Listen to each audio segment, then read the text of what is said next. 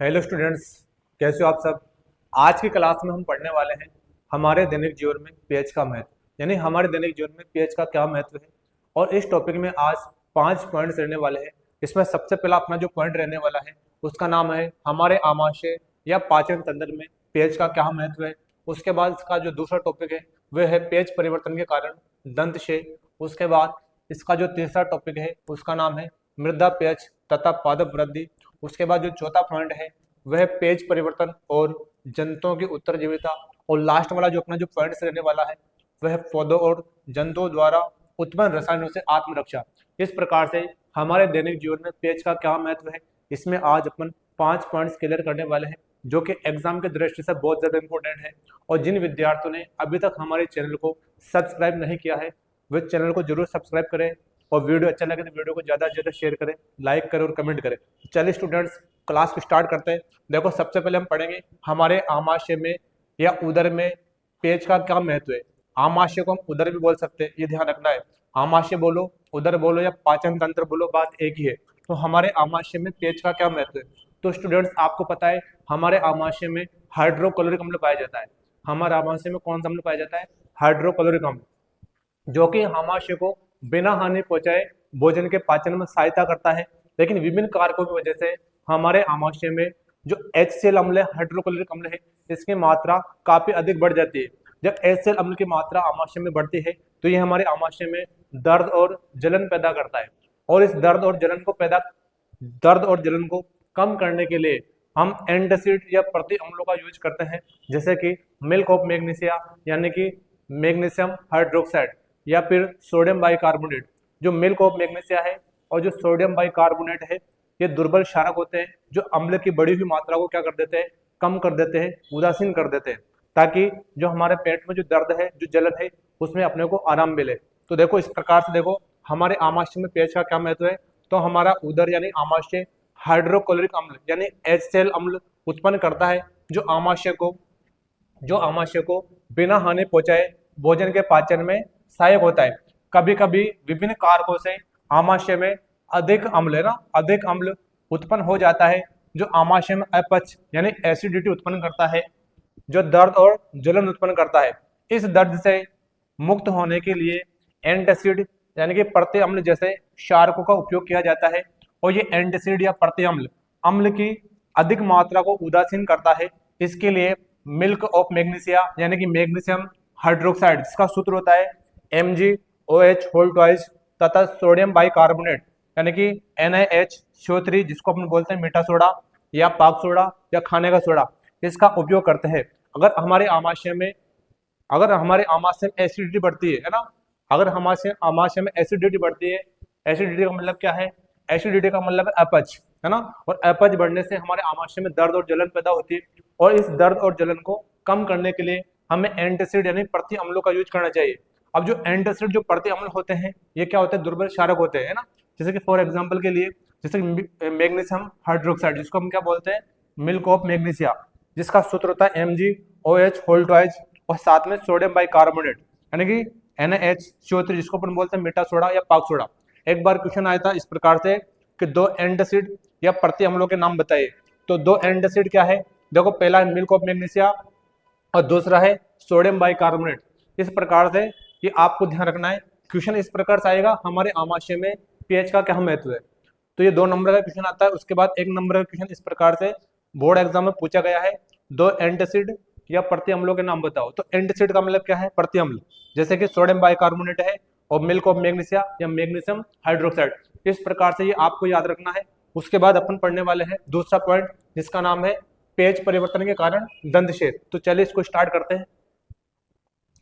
तो स्टूडेंट्स, इसके बाद में हमारा दूसरा टॉपिक रहने वाला है पेज परिवर्तन के कारण दंतशेद, यानी पेज परिवर्तन के कारण हमारे दांतों का शेद किस प्रकार से स्टार्ट होता है। तो स्टूडेंट्स, आपको पता है कि जब हम मीठा भोजन करते हैं तो मीठा भोजन करने के पश्चात हमारे मुख में एसिड बनता है, अम्ल बनता है। जो एसिड बनता है वो हमारे मुख के पीएच मान को घटा देता है। और आपको पता है हमारे मुख का पीएच मान कितना होता है? 5.5 होता है। लेकिन जब हम मीठा भोजन करते हैं तो मुंह का पीएच मान 5.5 से कम हो जाता है। और जो हमारे शरीर का सबसे कठोरतम पदार्थ होता है, जिसका नाम है इनेमल, ये इनेमल जो कि कैल्शियम फास्फेट का बना होता है, ये धीरे धीरे संक्षरित होने लग जाता है। और संक्षरित होने की वजह से हमारे दांतों का शेप प्रारंभ हो जाता है। और इसका कारण क्या है कि मीठा भोजन करने के पश्चात हमारे मुख में जो बैक्टीरिया होते हैं, जीवाणु होते हैं, वह अतिरिक्त अम्ल का निर्माण करते हैं, जिसकी वजह से हमारे मुंह का pH मान घट जाता है और घटने की वजह से दांतों का शेप प्रारंभ हो जाता है। और इसका जो बचाव का उपाय है वो सबसे पहला पॉइंट है कि मीठा भोजन करने के पश्चात हमारे मुंह को अच्छी तरह साफ करना चाहिए और साथ में क्षार के दंत मंजन का उपयोग करना चाहिए। जो क्षार के दंत मंजन है ये अम्ल की बढ़ी हुई मात्रा को या घटी हुई मात्रा को क्या कर देता है, उदासीन कर देता है, जिससे हमारा मुंह का जो pH मान है वो बराबर हो जाता है। तो इस प्रकार से देखो यह है कि मीठा भोजन करने के पश्चात, है ना, मीठा भोजन करने के पश्चात हमारे मुख में एसिड बनता है यानी अम्ल बनता है, जो मुख के pH मान को घटा देता है ना। जो एसिड बनता है क्या करता है, मुख के pH मान को घटा देता है। और मुंह के pH का मान, है ना, देखो मुख के pH मान होता है 5.5, है ना, जो मुख का pH मान होता है वो होता है 5.5। लेकिन मीठा भोजन करने के पश्चात मुख के pH का मान 5.5 से क्या हो जाता है, 5.5 से कम हो जाता है। और 5.5 से कम होने पर दांतों का शेप प्रारंभ हो जाता है। दांतों का जो इनेमल भाग है ना, दांतों का जो मसूड़ा होता है उसको अपन बोलते हैं इनेमल भाग। तो जो दांतों का इनेमल भाग है जो कि किससे बना होता है, कैल्शियम फास्फेट से, है ना, इनेमल भाग कैल्शियम फास्फेट से बना होता है ना, जो हमारे शरीर का सबसे कठोरतम पदार्थ होता है। यानी जो इनेमल भाग है ये हमारे शरीर का सबसे कठोरतम पदार्थ है ना, जो अम्ल में नहीं घुलता है, पानी में भी नहीं घुलता है। लेकिन मुख की pH मान का, जो मुख का pH मान है वो 5.5 से कम होने पर यह संक्षारित हो जाता है ना। और इसका कारण क्या है, इसका कारण है मुख में उपस्थित बैक्टीरिया या जीवाणु मीठा भोजन करने के पश्चात अतिरिक्त अम्ल का निर्माण करते हैं, ये इसका कारण है। और इसके बचाव के उपाय में देखो पहला पॉइंट है मीठा भोजन करने के पश्चात मुख को या मुंह को अच्छी तरह साफ करना चाहिए। और इसका जो दूसरा उपाय है वो क्षार के दंत मंजन का उपयोग करना चाहिए। जो क्षार के दंत मंजन है ना, ये एसिड की बढ़ी हुई मात्रा को क्या कर देता है या घटी हुई मात्रा को क्या कर देता है, बराबर कर देता है, उदासीन कर देता है। इसलिए क्षार के दंत मंजन का उपयोग करना चाहिए। तो इस प्रकार से आपको ध्यान रखना है। इसमें से ये क्वेश्चन आता है हमारे शरीर का सबसे कठोरतम पदार्थ कौन सा है, तो हमारे शरीर का सबसे कठोरतम पदार्थ है इनेमल भाग, है ना। और जो किससे बना होता है, कैल्शियम फास्फेट से। और जो कैल्शियम फास्फेट है इसका जो फॉर्मूला है वो आपको याद करना है।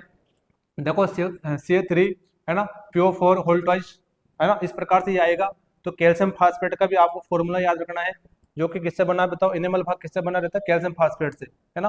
और आपको एक पॉइंट और ध्यान रखना है कि हमारा जो मुंह का pH मान है वो कितना होता है, हमारा मुंह का pH मान 5.5 होता है। इस प्रकार से ये आपको ध्यान रखना है, ठीक है। उसके बाद में अपन तीसरा पॉइंट पढ़ेंगे।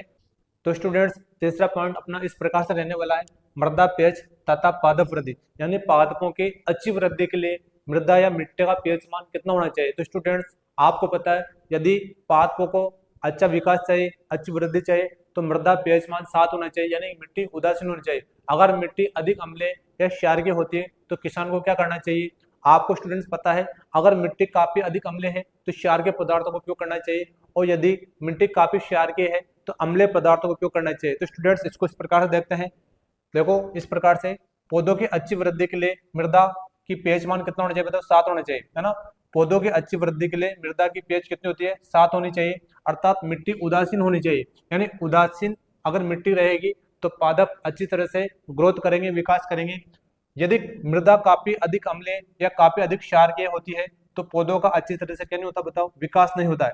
अगर मिट्टी का pH मान ज्यादा है या मिट्टी का pH मान कम है तो पादप अच्छी तरह से विकास नहीं करते हैं। देखो यदि मृदा अधिक अम्लीय होती है, यदि मृदा या मिट्टी अधिक अम्लीय होती है तो किसान को अपने खेत में बिना बुझा हुआ चूना यानी कैल्शियम ऑक्साइड या बुझा हुआ चूना यानी कि कैल्शियम हाइड्रोक्साइड या चौक यानी कि कैल्शियम कार्बोनेट का उपयोग करना चाहिए, है ना। ये आपको थोड़ा ध्यान रखना है। यदि मृदा काफी अधिक अम्लीय है, अगर मिट्टी अम्लीय है तो क्षार के पदार्थों का उपयोग करना चाहिए, है ना।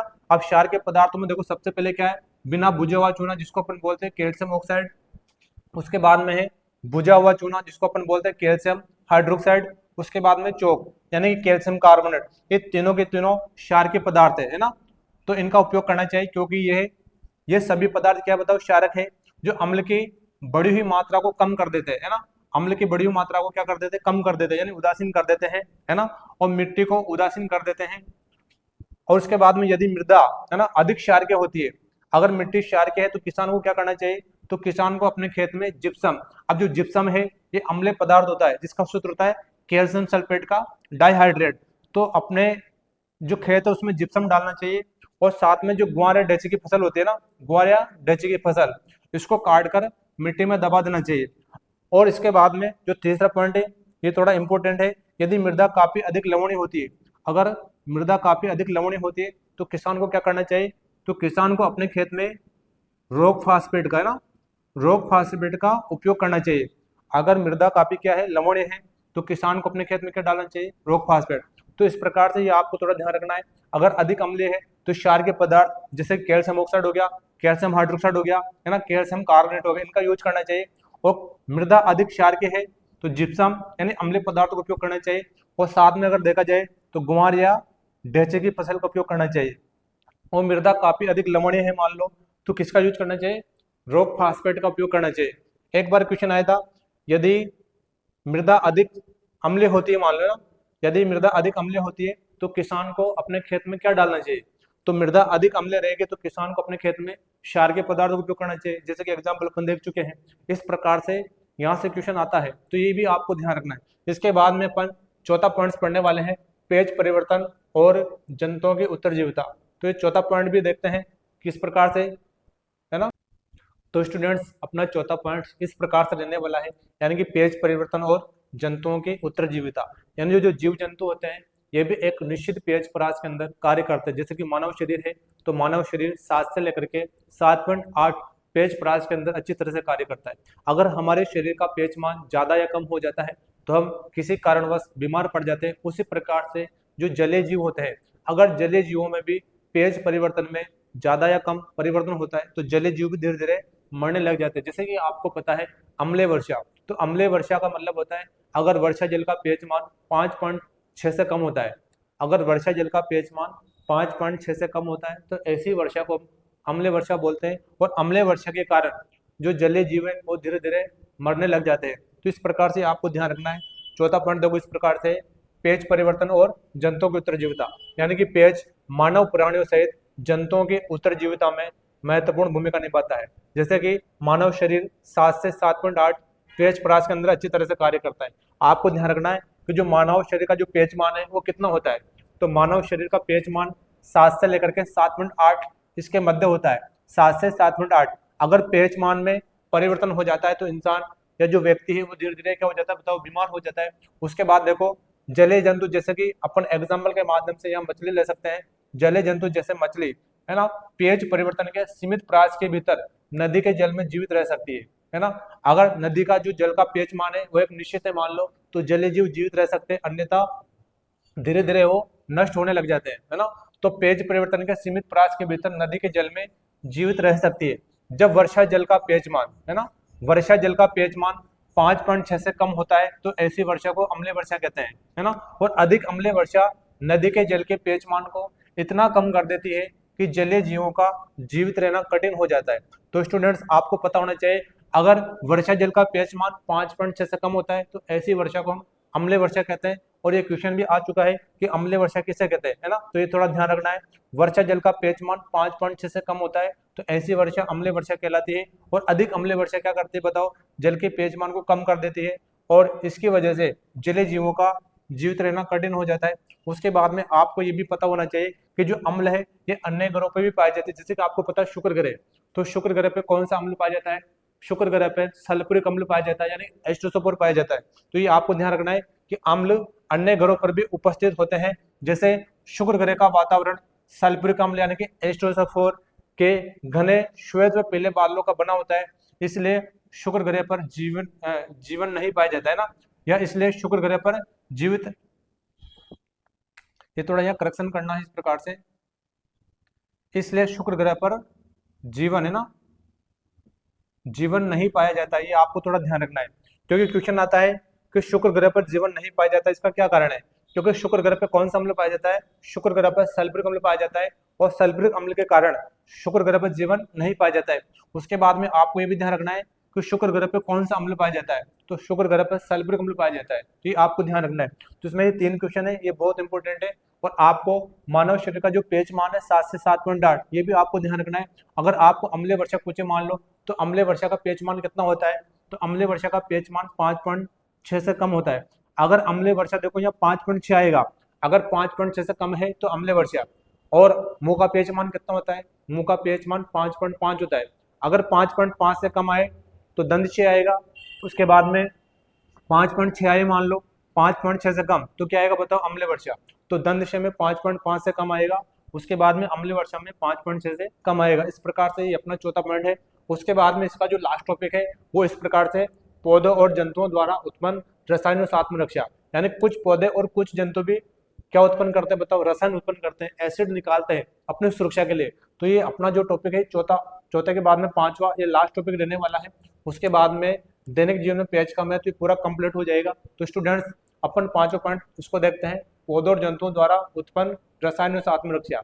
ये बहुत इंपॉर्टेंट टॉपिक है, यहाँ से भी क्वेश्चन आता है। तो चलिए स्टूडेंट्स इसको देखते हैं। अब स्टूडेंट्स अपना पांचों पॉइंट इस प्रकार से रहने वाला है, पौधों और जंतुओं द्वारा उत्पन्न रसायनों से आत्मरक्षा, यानी कुछ पौधे और कुछ जंतु होते हैं जो अपने आत्मरक्षा के लिए या अपनी सुरक्षा के लिए जो शत्रु होते हैं, शत्रुओं की त्वचा में है ना दर्द और जलन पैदा करने वाले अम्ले या क्षार के पदार्थों को डाल देते हैं। जैसे कि आपको पता है मधुमक्खी, जब मधुमक्खी किसी व्यक्ति को काटती है या डंक मारती है तो मारे गए अंग में वो अम्लीय द्रव को डाल देती है, जिससे व्यक्ति को काफी अधिक है ना काफी अधिक जलन और दर्द महसूस होता है।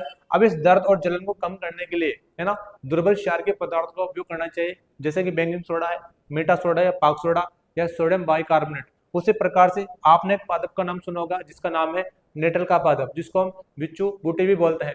तो नेटल का पादप क्या है, एक प्रकार का शाकीय पौधा है जो कि जंगल में पाया जाता है।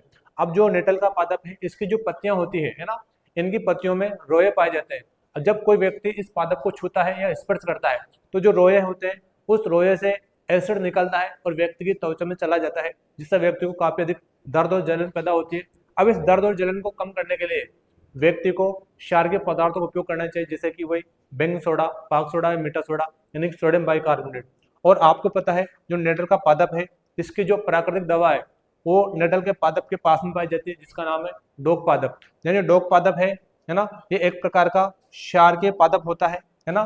तो यदि आपके जो पादप है नेटल का पादप है ना, अगर नेटल के पादप के जो रोए हैं अगर वो व्यक्ति की त्वचा में अम्ल को डालते हैं तो उसके स्थान पे आपको क्या यूज करना चाहिए, डोक पादप है ना। डोक पादप की पत्ती को डंक मारे गए अंग में रगड़ना चाहिए या मलना चाहिए। और जो डोक पादप है ये क्या है, एक प्रकार से प्राकृतिक रूप से इसका इलाज है एक प्रकार से, यानी परंपरागत दवा है। तो आपको थोड़ा ध्यान रखना इस प्रकार से। इसको एक बार और देखो, देखो कई जंतु और पौधे अपनी त्वचा या शत्रुओं से अपनी सुरक्षा के लिए शत्रुओं की त्वचा में दर्दनाक है ना और जलन उत्पन्न करने वाले अम्लों या शार्कों को डालते हैं। जैसे कि मधुमक्खी, अपन एग्जाम्पल देखा है, मधुमक्खी जब किसी व्यक्ति को डंक मारती है ना तो वह त्वचा में अम्ल द्रव को डाल देती है, जिससे काफी अधिक दर्द व जलन पैदा होता है। और डंक मारे गए अंग में बेकिंग सोडा, मीठा सोडा या पाक सोडा यानी कि सोडियम बाइकार्बोनेट जैसे दुर्बल क्षारक का उपयोग करने से आराम मिलता है। उसी प्रकार से कुछ पौधे भी होते हैं, जैसे कि अपन एग्जाम्पल के रूप में देखा है नेटल का पादप है ना, तो कुछ पौधे भी दर्दनाक जलन उत्पन्न करते हैं, जैसे नेटल का पादप जिसको अपन बोलते हैं बिच्छू बूटी। ये जंगल में पाए जाने वाला एक शाकीय पौधा होता है, ये आपको ध्यान रखना है। और इसकी पत्तियों में जलन पैदा करने वाले क्या पाए जाते हैं बताओ, रोए पाए जाते हैं। जब कोई व्यक्ति इसकी पत्तियों को छूता है ना, स्पर्श करता है तो पत्तियों के रोए है ना, पत्तियों के रोए उस व्यक्ति की त्वचा में मेथेनोइक अम्ल या फार्मिक अम्ल यानी कि HCOOH इसका सूत्र होता है, डाल देते हैं, जिससे तीव्र दर्द व जलन उत्पन्न होती है। अब इस जलन को कम करने के लिए क्षारीय पदार्थ जैसे कि अभी देखा अपन ने बेकिंग सोडा, मीठा सोडा, पाक सोडा या सोडियम बाइकार्बोनेट इसका उपयोग करना चाहिए। उसके बाद में इसकी जो प्राकृतिक दवा है वो डोक पादप के रूप में पाई जाती है, क्योंकि डोक पादप की जो पत्ती है ना उसको डंग मारे गए अंग में रगड़ना है या मलना है, ताकि ये क्षार के पादप होता है जो अम्ले जो द्रव है उसको उदासीन कर दे, और उदासीन करने के बाद में जो दर्द है जो जलन है उसमें अपने को आराम मिलता है। तो ये आपको ध्यान रखना है, ये इसकी क्या है बताओ, परंपरागत दवा भी इस प्रकार से आपको ध्यान रखना है। और एक बार क्वेश्चन आया था कि जो नेटल का पादप है उसमें कौन सा एसिड पाया जाता है, तो नेटल के पादप में मेथेनोइक अम्ल यानी कि फार्मिक अम्ल पाया जाता है, जिसका सूत्र होता है HCOOH। इस प्रकार से आपको ध्यान रखना है। उस मधुमक्खी है इसके डंक में कौन सा एसिड पाया जाता है ना, तो ये भी आपको ध्यान रखना है। इसमें भी कौन सा एसिड पाया जाता है, तो मधुमक्खी के डंक में भी मेथेनोइक अम्ल या फार्मिक अम्ल पाया जाता है। एक बार क्वेश्चन आया था है ना कि जो फार्मिक अम्ल है इसका रासायनिक नाम क्या है, इसका आयुर्वेदिक नाम क्या है, तो आपको ध्यान होना चाहिए या इसका साधारण नाम क्या है। तो जो फार्मिक अम्ल है ना, ये इसका साधारण नाम है मेथनोइक अम्ल क्या है, ये इसका आयु कैसे नाम है, उसके बाद में इसका जो सूत्र है वो क्या बताओ, HCOOH। तो इस प्रकार से ये आपको ध्यान रखना है। ठीक है स्टूडेंट, तो आज की क्लास में अपन ने पढ़ा है दैनिक जीवन में पेज का क्या महत्व है। इसमें अपन ने 5 पॉइंट पढ़े हैं। सबसे पहले अपन ने पढ़ा हमारे आमाशय में पेज का क्या महत्व है, यानी कि हमारे आमाशय में पेज का क्या महत्व है। उसके बाद दूसरा पढ़ा पेज परिवर्तन के कारण दंतक्षय। तीसरा पढ़ा मृदा पेज तथा पादप वृद्धि। चौथा पढ़ा पेज परिवर्तन और जंतुओं की उत्तरजीविता। और पांचवा अपन ने पढ़ा पौधों और जंतुओं द्वारा उत्पन्न रसायनों से आत्मरक्षा। इसको एक बार और शॉर्ट में मैं बताता हूँ। देखो हमारे आमाशय में पेज का क्या महत्व है। आपको पता है हमारे आमाशय में हाइड्रोक्लोरिक अम्ल पाया जाता है ना, जो कि बिना भोजन का पाचन, बिना आमाशय को हानि पहुंचाए भोजन का पाचन करता है। लेकिन विभिन्न कारकों की वजह से हमारे आमाशय में अम्ल की मात्रा बढ़ जाती है, जिससे अपने को एसिडिटी उत्पन्न होती है, जो कि दर्द और जलन पैदा करती है। इस दर्द और जलन को कम करने के लिए क्षार के पदार्थों का उपयोग करना चाहिए, जैसे कि मिल्क ऑफ मैग्नीशिया, है ना, और साथ में क्या है सोडियम बाइकार्बोनेट, जिससे अपने को आराम मिलता है। उसके बाद में दूसरा पॉइंट है पेज परिवर्तन के कारण दंतक्षय। जब हम मीठा भोजन करते हैं तो हमारे मुख का पेच मान 5.5 से कम हो जाता है, जो कि हमारे शरीर का सबसे कठोरतम पदार्थ इनेमल, जो कि कैल्शियम फास्फेट से बना होता है, वो धीरे धीरे नष्ट होने लगता है। और इससे बचने के लिए हमें क्षार के दंत मंजन का उपयोग करना चाहिए, और साथ में मीठा भोजन करने के बाद में मुंह को अच्छी तरह से साफ करना चाहिए। उसके बाद में तीसरा है देखो मृदा पेज तथा पादप वृद्धि, यानी जो पादप है ये भी एक निश्चित पेज परास के अंदर कार्य करते हैं। अगर मृदा या मिट्टी उदासीन होती है तो उदासीन मृदा में पादप अच्छी तरह से विकास करते हैं। अगर मृदा काफी अधिक अम्लीय है तो क्षार के पदार्थ जैसे कि कैल्शियम हाइड्रोक्साइड हो गया, कैल्शियम ऑक्साइड हो गया और कैल्शियम कार्बोनेट क्षारकों का यूज करना चाहिए। और मिट्टी काफी अधिक, है ना, काफी अधिक क्या बताओ क्षार के है तो अम्लीय पदार्थ जैसे जिप्सम का यूज करना चाहिए। और साथ में ग्वार या डेचे की फसल को काट के मृदा में दबा देना चाहिए। इस प्रकार से आपको ध्यान रखना है। और मृदा काफी अधिक क्या है बताओ लवणीय है तो रॉक फास्फेट का उपयोग करना चाहिए। इस प्रकार से अपन ने इसमें पढ़ा था। उसके बाद देखो चौथा अपन ने पढ़ा पेज परिवर्तन और जंतुओं की उत्तरजीविता। तो जो मानव शरीर है ये भी एक निश्चित पेज परास के अंदर कार्य करता है। जैसे कि मानव शरीर का पेजमान 7 से 7.8 के मध्य होता है। इस पेज परास के अंदर मानव शरीर अच्छी तरह से कार्य करता है। उसी प्रकार से अपन ने इसमें मछली का एग्जाम्पल लिया था, जैसे जलीय जीव मछली होती है ना, जब वर्षा जल का पेजमान 5.6 से कम हो जाता है तो ऐसी वर्षा को हम बोलते हैं अम्लीय वर्षा। और अम्लीय वर्षा की वजह से जो जलीय जीव है ये धीरे धीरे मरने लग जाते हैं। तो इस प्रकार से आपको ध्यान रखना है। उसके बाद में अपन ने पांचों पॉइंट पढ़ा पौधों और जंतुओं द्वारा उत्पन्न रसायनों से आत्मरक्षा, यानी कुछ पौधे और कुछ जंतु भी अपने आत्मरक्षा के लिए या शत्रुओं से अपनी सुरक्षा के लिए, है ना, दर्दनाक जलन पैदा करने वाले अम्लों को या शार्कों को डालते हैं। इसमें दो एग्जाम्पल देखा है।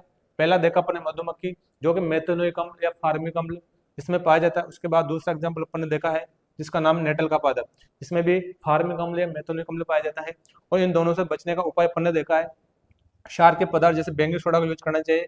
और साथ में अगर नेटल का पादप है तो डाक पादप का यूज करना चाहिए ना, जो कि क्षार के प्रकृति का होता है। स्टूडेंट्स क्लास अच्छी लगे तो क्लास को लाइक करें, शेयर करें। और जिन विद्यार्थियों ने अभी तक हमारे चैनल को सब्सक्राइब नहीं किया है वो चैनल को जरूर सब्सक्राइब करें। Thank you so much.